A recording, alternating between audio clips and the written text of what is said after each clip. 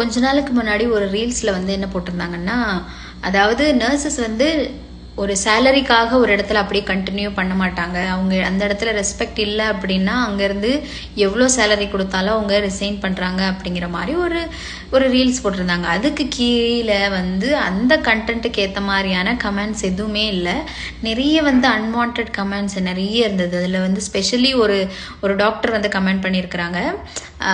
அதில் வந்து என்னென்னா, நர்சஸ் வந்து ரொம்ப ரூடு, அதுக்கப்புறமா நர்சிங் ஆஃபீஸர்னு உங்களை கூப்பிட சொல்கிறது கவர்மெண்ட் பண்ண ஒரு முட்டாள்தனமான வேலை அப்படிங்கிற மாதிரி நிறைய வந்து நீங்கள் வந்து அப்படி உங்களை நர்சிங் ஆஃபீஸர்னு கூப்பிட்டா அப்போ கிளீனிங் பண்ணுறவங்கள கிளீனிங் ஆஃபீஸர்ஸ்னு கூப்பிடலாமே அப்படிங்கிற மாதிரி எல்லாம் பேச்சு. ஆக்சுவலி வந்து நம்ம ஒரு ஹாஸ்பிட்டலில் வந்து ஒர்க் பண்ணுறோம் அப்படின்னா நம்ம மட்டும் டாக்டர் மட்டும் இருந்தால் எல்லா வேலையும் பண்ணிட முடியுமா அப்படின்னு கேட்டால் கண்டிப்பாக முடியாது. ஸோ அதுக்கு நர்சஸ் வேணும், ஃபார்மசிஸ்ட் வேணும். ஸோ இந்த மாதிரி நிறைய இன்டர்டிசிப்ளினரி டீம் இருந்தால் மட்டும்தான் வந்து கம்ப்ளீட் பண்ண முடியும் அந்த ஜாபை வந்து.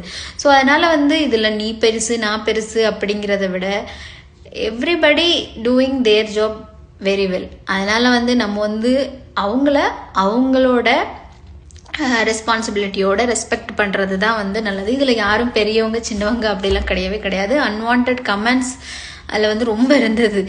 Anyway, we are all team.